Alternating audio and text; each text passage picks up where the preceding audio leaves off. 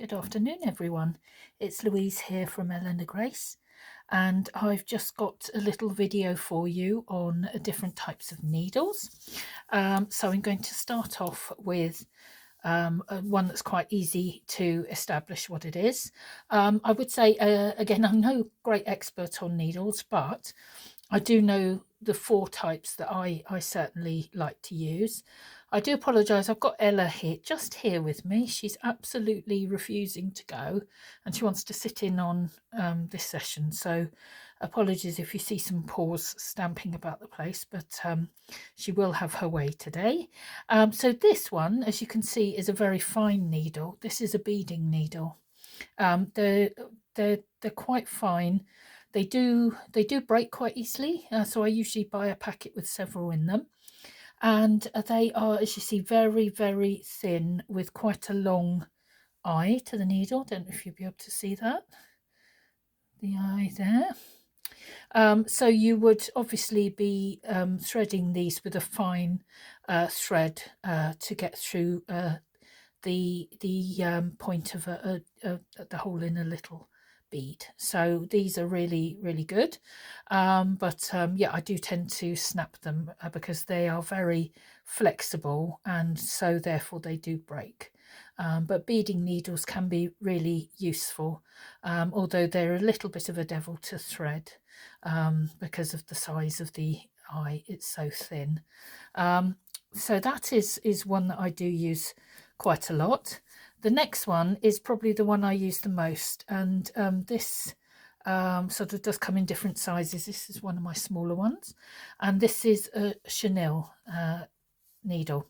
Now, as you can possibly see there, the eye is very long. It's quite a sturdy size needle, and it's got a very sharp point. So it does look in a way a bit like a tapestry needle, but those are very blunt and slightly thicker and have a thicker end to them there.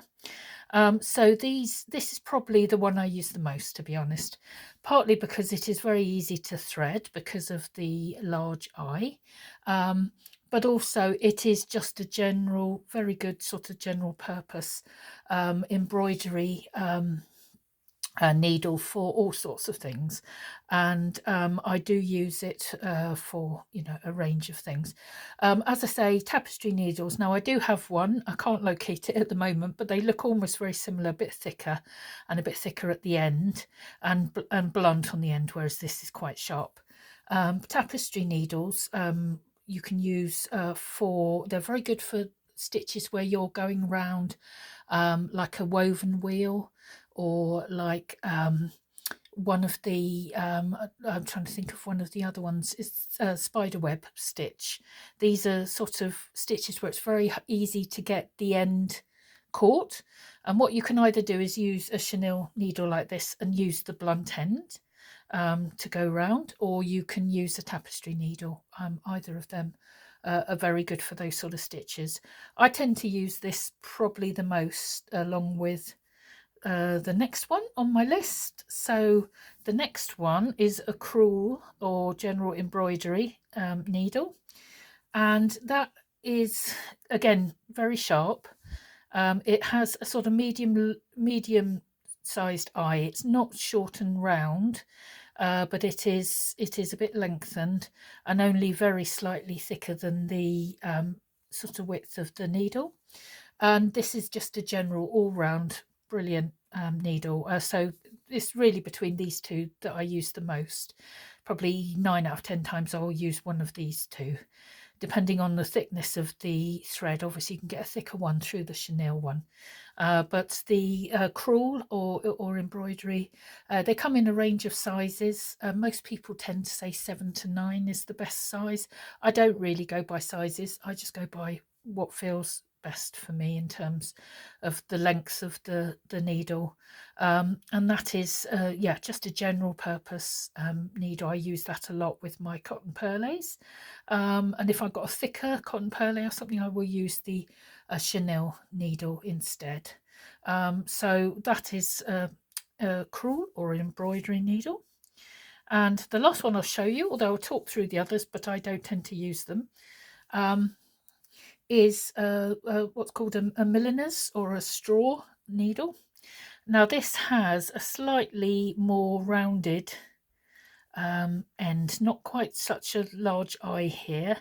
It's a little bit sort of rounded almost, and it's usually quite long. So these are quite long needles, milliners, and they do sometimes come with a gold end. If you see that on any of these needles, I generally tend to prefer the gold end ones, but I've got them partway through being used in several projects, so I haven't got one of those ones to show you. I have in a very fine needle here. This I believe is a sharps, but I don't really use them very much. As you can see, it's got a gold end to it. I find them slightly easier to thread, but a sharps needle, which I believe that is has a sort of medium-sized eye again, so it's very similar to this one. This being a Milliners.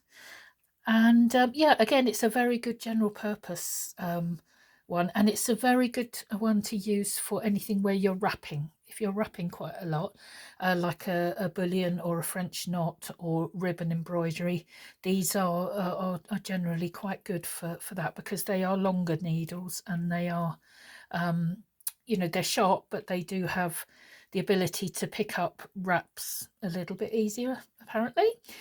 So that's that one. The other ones I don't have, unfortunately, to show you. There's also quilting or betweens needles. These are very short, and any quilters who who are listening to this will know them very well. It's a very short, thin needle with a long eye. And that is very good for anything where you're doing a quilting type procedure, but I don't really use those. I don't have a quilting background, so I tend to stick to these four. And as I say, the sharps, this one I believe is one, but it is a very, very, very fine one, with the gold eye. So their sharps are, as they say, pretty sharp. They're usually a little bit shorter and with a medium to round eye.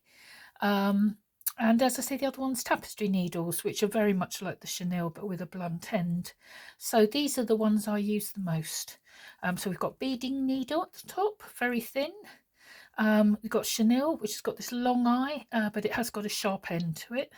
We've got the Crewel or embroidery ones, which have a sort of slightly lengthened eye, and they are a general embroidery needle. And then we have the Milliners, which is usually very long, and they have a slightly rounded eye, so it's not as long as the other ones. Ella's coming in to say hi. There we are. And it's very good, and that's very good for bullion, ribbon embroidery and French knots. Yes, thank you, Ella. I thought that was the case. Thank you. You're very good on those ones. You know all about them. So that's a little video for you on needles, and I hope that was helpful. I'm going to call it a day now with Ella helping me out at my side, and hope you have a lovely afternoon. Bye.